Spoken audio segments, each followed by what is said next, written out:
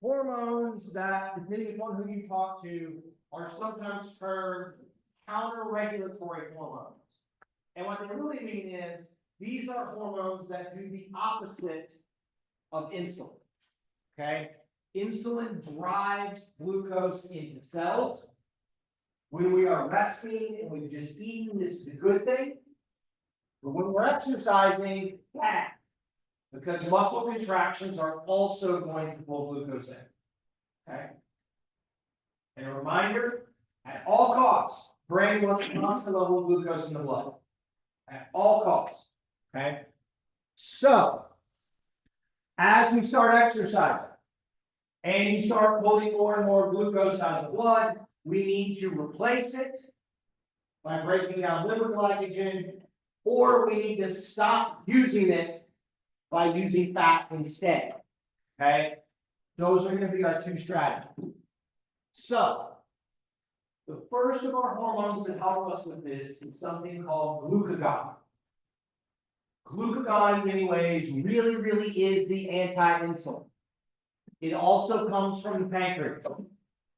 Okay? It is also a peptide hormone.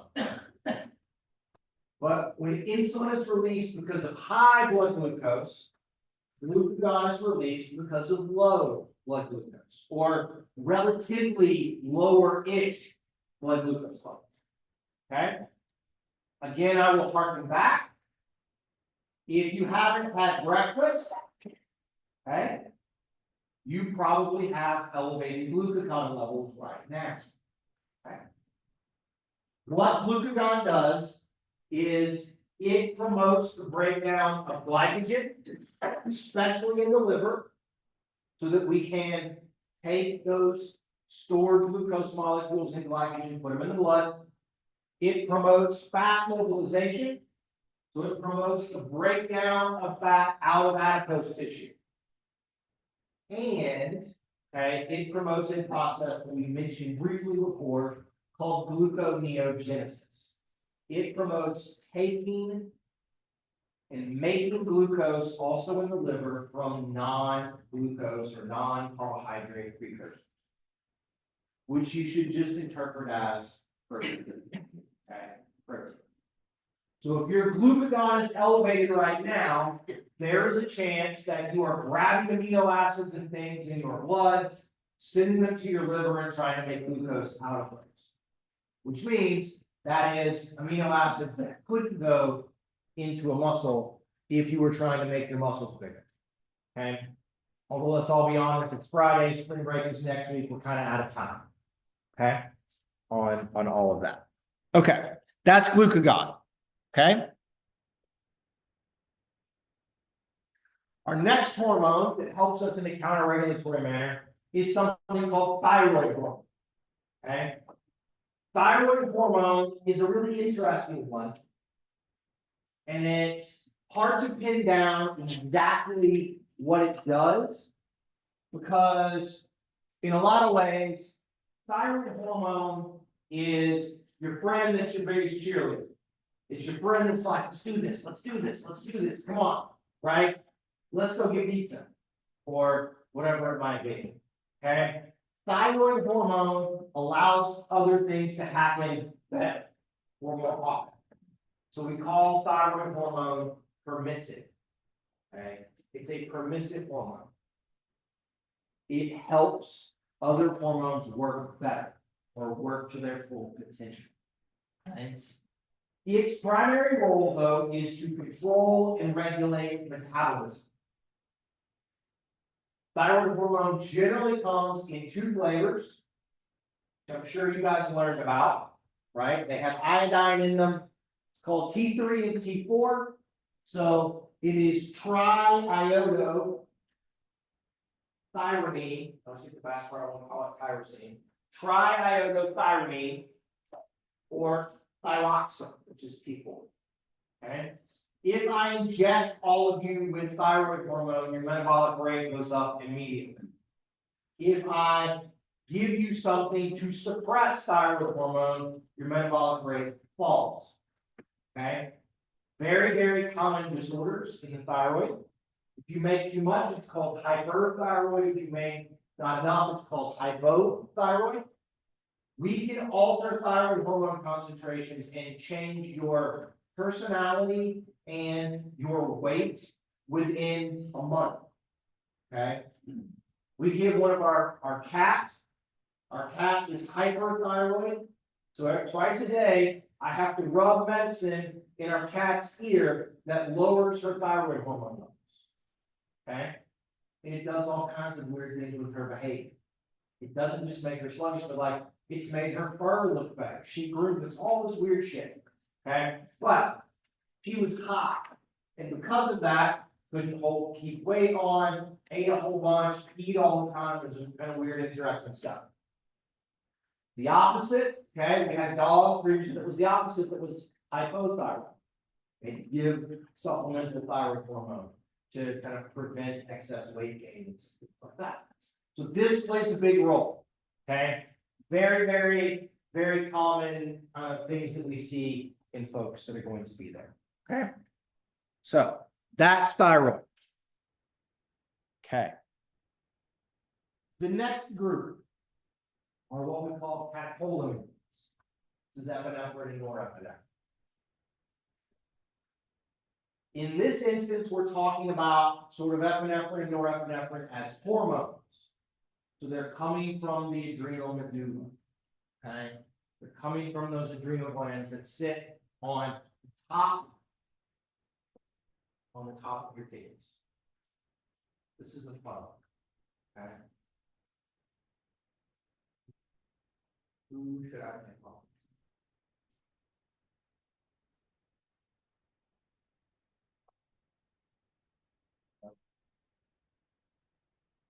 Okay. You know what I'm about to do? Sit down.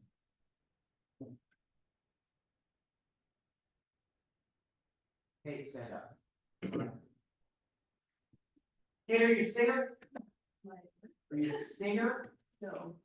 Awesome. You want to sing for us? Sure. Yeah? That ruins the whole skit. No, I don't want to sing. Okay? Kate, have you ever been on a bad date? Yes. Okay, now I'm just like doing like man on the street interview. You want to tell us about it? You don't have to. You don't have to. Okay. You're okay. All right. Now, what am I doing to poor Kate? I'm stressing her, right? Now, okay. Do we think in doing that I'm getting the adrenal medulla to release epinephrine and norepinephrine? Okay, your hands feel a little tingly or anything? Yeah. Yeah? Okay. Funny. Little tunnel vision, we're sweating, okay? A little flush. Now the flush part, that's neurotransmitter, epinephrine, norepinephrine. Thank you for being here. So, okay? Now, the thing about epinephrine and norepinephrine is when we get stressed, right, we call that a fight or flight response. Okay? A fight or flight, autonomic nervous system activation, fight or flight. This comes from if I need to run away, I need blood glucose. I need to mobilize fat. So I have fat as a substrate in case I have to run for a long time. So metabolically it does that, okay? It is going to raise metabolic rate, breaks down glycogen in the liver, mobilizes fat from adipose tissue, just like glucagon does, okay? It also has a host of other things. Should have asked Kate if she had a watch that measures your heart rate. I do. Yeah, it's probably elevated right now, okay? You could have watched her heart rate. Epi and norepi also play big roles in cardiovascular system control. So when you get stressed, you raise metabolism, you prepare substrate, but then you also increase cardiac output.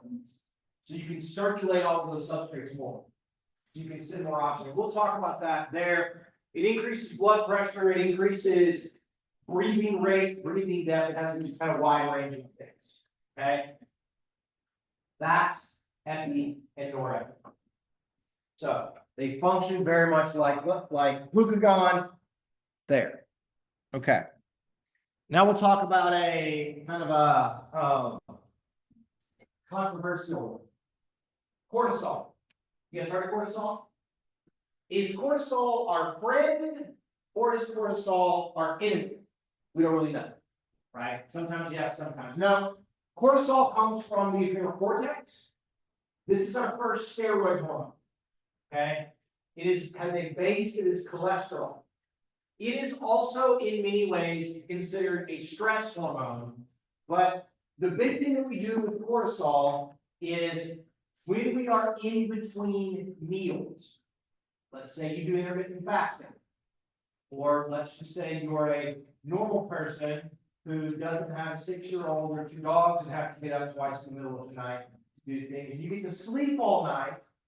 They wake me up, and so I snack in the middle of the night.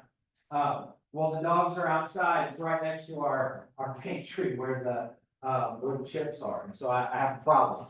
Okay, so I don't get the cortisol response that you guys get.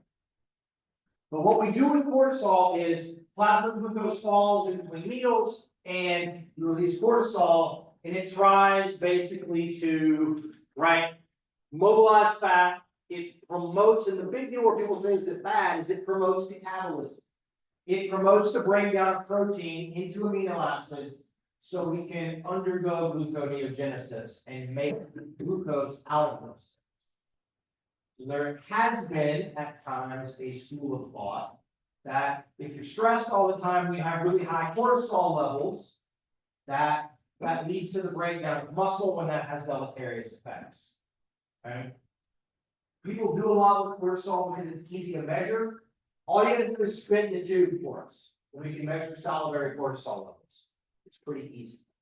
There's some fascinating stuff in people that have worse health outcomes tend to have chronically elevated cortisol levels. People that are in lower socioeconomic status, people that work in jobs and industry where there's more stress and all of this kind of stuff tend to have elevated cortisol levels. And that sometimes correlates to cardiovascular disease and diabetes and cancer and sort of poor aging outcomes. So it's a lot of kind of stuff on it. For our purposes, it promotes metabolism. When you're in between meals, cortisol goes up. Okay? That could be a good thing. So the other big thing that cortisol does is cortisol is an anti-inflammatory. Cortisol blunts inflammation. Okay? Any of you guys ever taken a we call them, they're sort of a steroidal, anti-inflammatory. You take prednisone or something, right? If you had sinus infection and they give you a dose pack of prednisone or something like all of that. And what they're trying to do is to blunt the inflammation so that you can stop making all of that mucus and things, and you can get that cleared out. And when the mucus stays, it traps bacteria, it traps viruses and all of that, which is good, up to the point that it's not good and you can't clear it. Maybe you've had a cortisone injection in a joint. Anybody? Cortisone injection in your knee, your elbow, your shoulder. Okay. I had 2 cortisone shots in my right shoulder. Not super fun, right? They have to basically pull your humerus out of socket and then jab the needle down into the space, right? But also very, very common. It promotes blunting of inflammation. So you feel better, there's less swelling, there's less immune response. And so sometimes we will do that in some instances. That's kind of its primary use in sports. Okay? That's cortisol. Questions about that? We'll talk about what all these things do during exercise, because cortisol does kind of a weird thing in a couple of slides, okay? All right, I will again date myself of when I first made these slides. We're going to talk about growth hormone.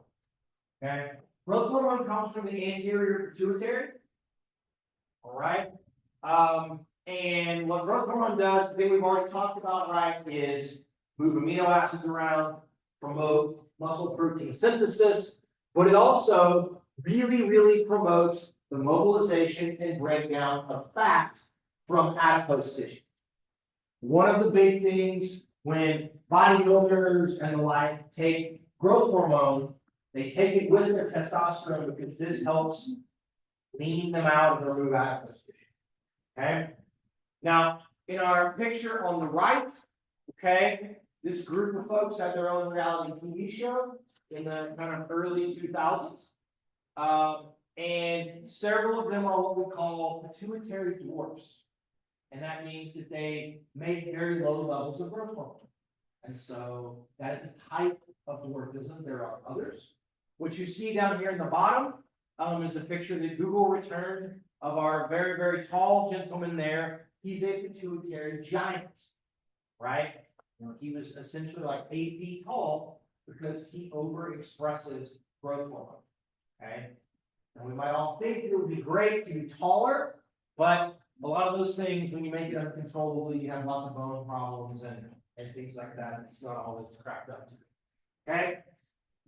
Growth hormone decreases insulin action, which we also need to keep in mind. Because remember, during exercise, we actually want to suppress insulin and its function. So it can help us in that way. This stuff here, I don't know if it's a scam or not. If you go on Amazon and allegedly buy growth hormone spray, okay?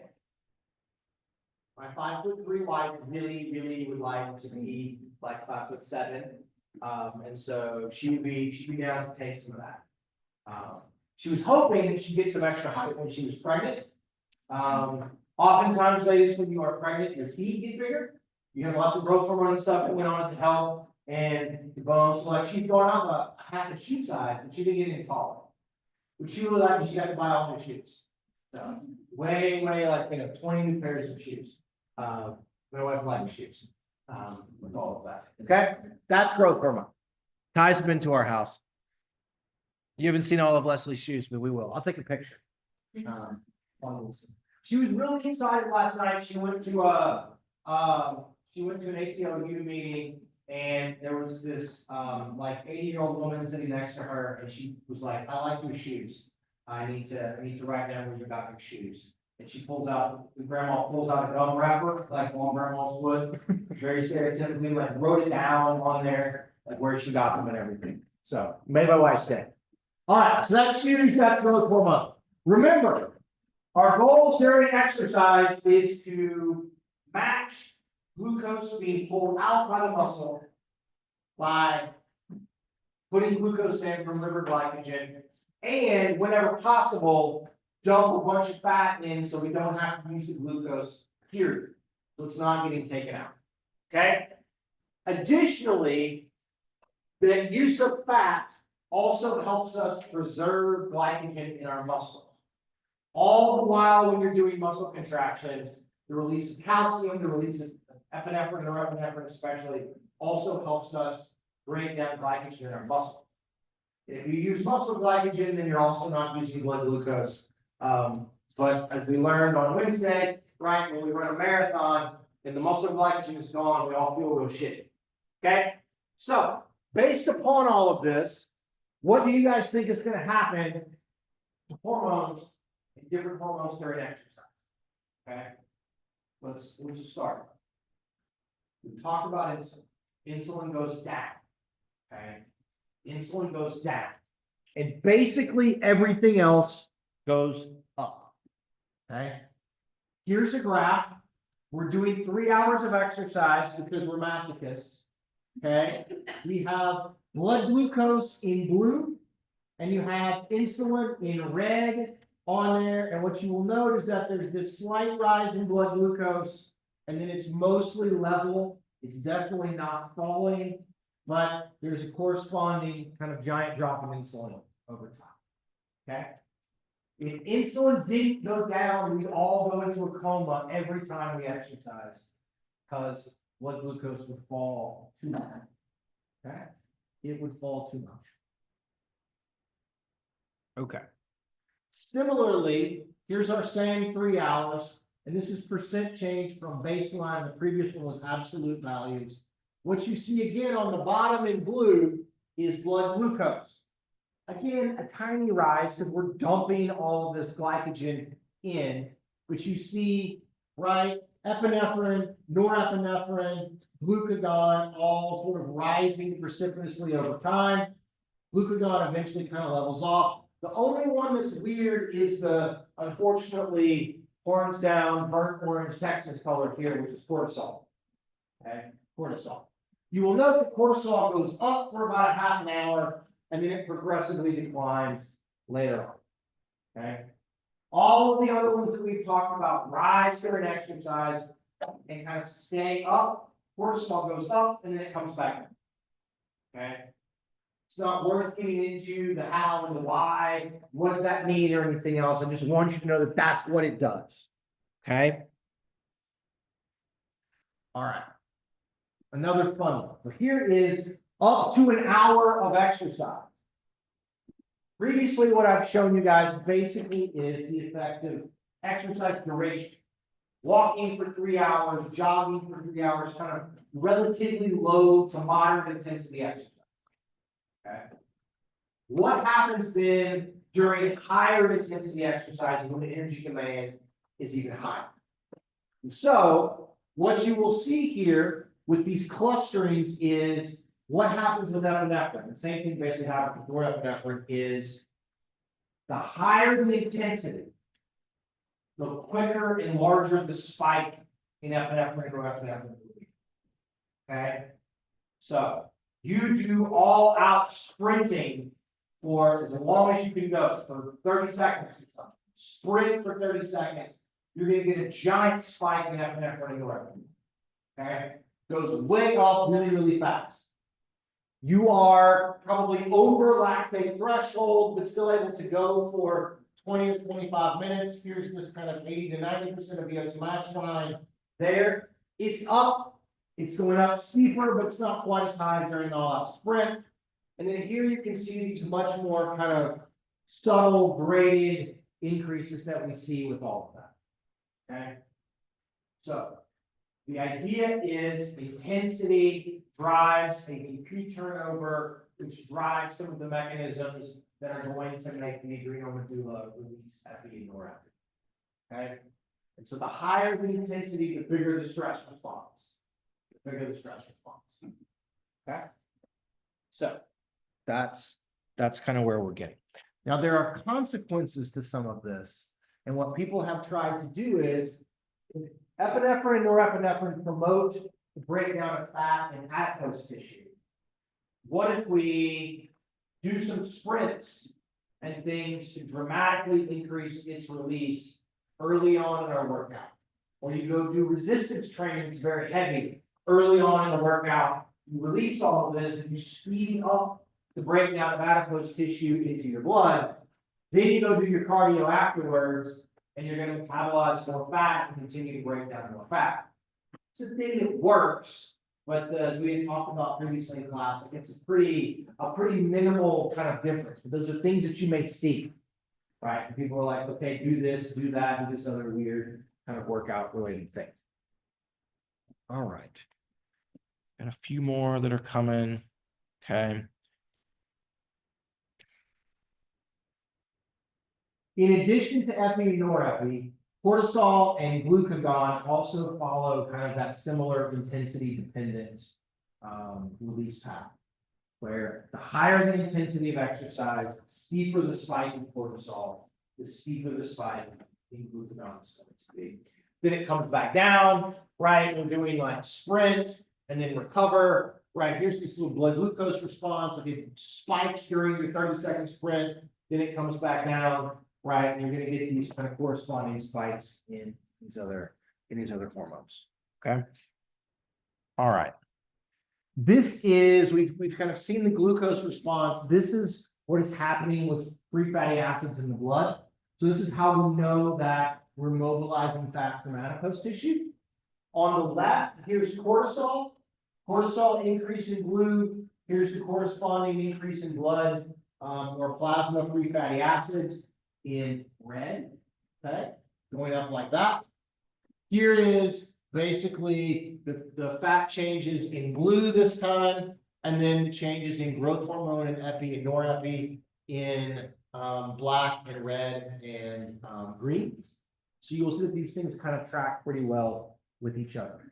But you will also note that it takes time, right? It takes time. We're out here 20 minutes, somewhere-ish, right? Not a lot of an increase, 30 minutes, not a lot of an increase in free fatty acids in the blood. It's really somewhere at about a half an hour to 40 or 45 minutes before we clear that lag and we increase in free fatty acid mobilization. So that part takes time. And that's why fat's of no use to us during like sprints, high intensity stuff, because we just can't mobilize it fast enough. Okay. This one shows glycogen depletion in your muscles. Okay. Glycogen depletion, muscle glycogen depletion is completely intensity dependent. When you sprint, you burn through your muscle glycogen. Okay. When you walk, you use some, but it lasts longer. When you jog, the same kind of a thing. So it's sort of the inverse response of the hormone release, right? This is showing that it may take an hour and a half to 2 hours to kind of progressively decline muscle glycogen over time. But if you're doing like super high intensity sprints in the pink one on the left, you get sort of an equal drop in muscle glycogen from doing a couple of sprints as you do from doing 2 hours of exercise at, say, 60% of VO2 max. Okay. It's this use of high intensity things. So when you break down muscle glycogen, we think the breakdown of glycogen is one of the driving factors in increased insulin sensitivity and therefore increased glucose uptake after exercise. It's partially to try to resynthesize its muscle glycogen. And so this graph has led people to think if I'm a type 2 diabetic and I need to stimulate my insulin sensitivity, make my insulin function better, if I need to be better at taking glucose up, then maybe we should try to do some high intensity stuff, deplete that glycogen, and try to get some bang for our buck out of it. It's a really good, plausible idea. But in practice, if you're a diabetic, walking, running, resistance training all does about the same kind of thing. You get a several day increase in insulin sensitivity. It's mostly driven by this. All right. Anybody ever done a low carb diet? Super low carbs? Kind of ones like this, maybe, kind of sort of maybe. Okay. How'd you feel when you were doing low carbs? Tired? You trying to exercise while you were doing that? How'd that feel? About the same. It's exercise, it all sucks, who cares? Right? Okay. So one of the ways that we prepare for endurance races is a thing called glycogen loading. We're going to try to ramp up the amount of glycogen we have in our muscles. And part of what we used to do was do something like this, go for a long time, deplete all of the glycogen, and then for a couple of days, don't eat any carbs. Man, you feel like shit. Okay? Then it's 2 days before a race, and you just go to Olive Garden and just smash all you can eat breadsticks and fettuccine Alfredo and spaghetti, all of your favorites. You just eat all the carbs. Okay? Carbs, bread's like one of my like 3 favorite foods. Garlic bread. I will go to the end of the earth for some good garlic bread. And then you get this overshoot, this overcompensation where you make back more glycogen than you had to start with. Then you can go and race, and you had more than you did the week before. And that's good because if you have more, it will take longer to deplete down. With more research, we now know all you have to do is go to Olive Garden and smash the breadsticks, and you get the super compensation. You just have to eat a bunch of carbs, and you can make it all up to the same. So you don't have to deplete and feel like crap for a couple of days, and do all of that. Okay, so the kind of last bit that I want us to touch on really, really quickly is a little bit about fluid balance. Okay, fluid balance. We mentioned this when we did resistance training about how contracting muscles moves fluid around inside your muscles. Okay, and so during exercise, we force water out of your blood into your active muscle. Okay, so we're shifting where the fluid is existing. This occurs because of both osmotic pressure and hydrostatic pressure. Osmotic pressure comes from the buildup of charged metabolites in muscle. Water is very polar, okay? The water has a charge to it. Water wants to go to some place where there are negative charges or positive charges, so it gets pulled into the muscle. Additionally, hydrostatic pressure is blood pressure. It's water pressure. You exercise, blood pressure goes up, so pressure in your vessels is now higher than the pressure inside your cells, so it forces the water in. Okay? We'll talk about sweating in a minute, but the kind of net of all of this is that plasma volume, or water in your blood, plasma volume falls after exercise. You have less blood volume after a bout of exercise than you did when you started. Okay? It may vary a little bit if you go for a long time, if you're hot, you sweat a bunch, you can go way down. This can lead to, right, that is in some way severe dehydration. If you are dehydrated, that can lead to overheating, and there's some really, really severe cardiovascular consequences to dehydration. We will talk about all of this kind of the last week of class. We'll talk about responses to exercise when it's hot and why it feels so terrible. Okay.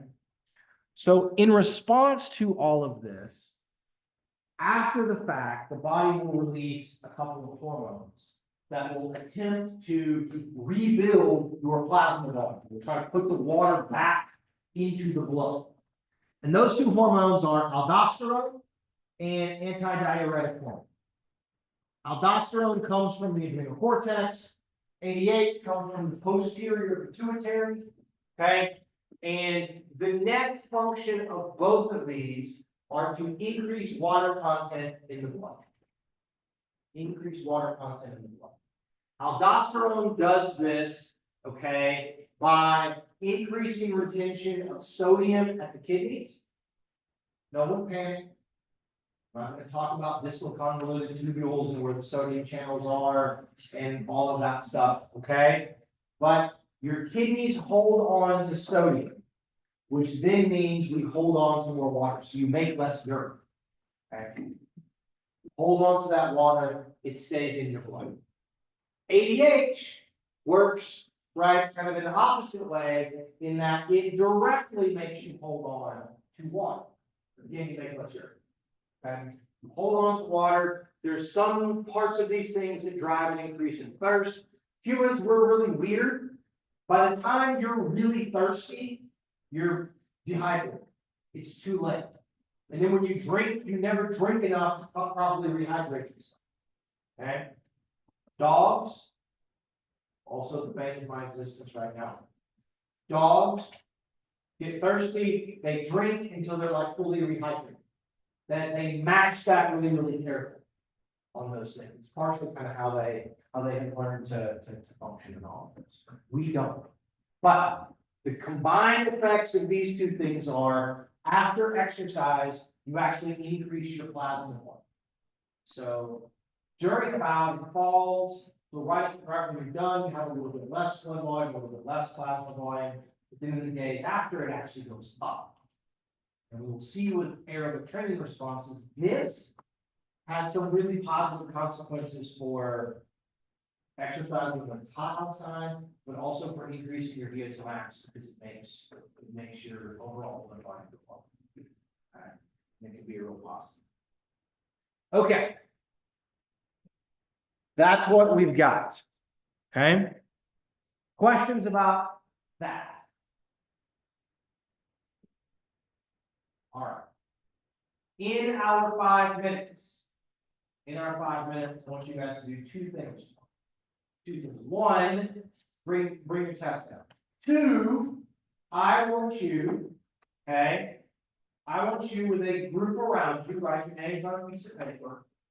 And I want you to pick a hormone. I don't care which one, pick one. Tell me what happens to that hormone during exercise and why that change is important. Okay? Here we go.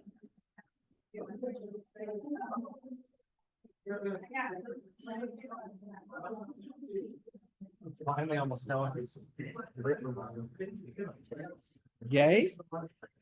I've just been, yes, I've just been going down rabbit holes thinking about everything else I've been getting. But,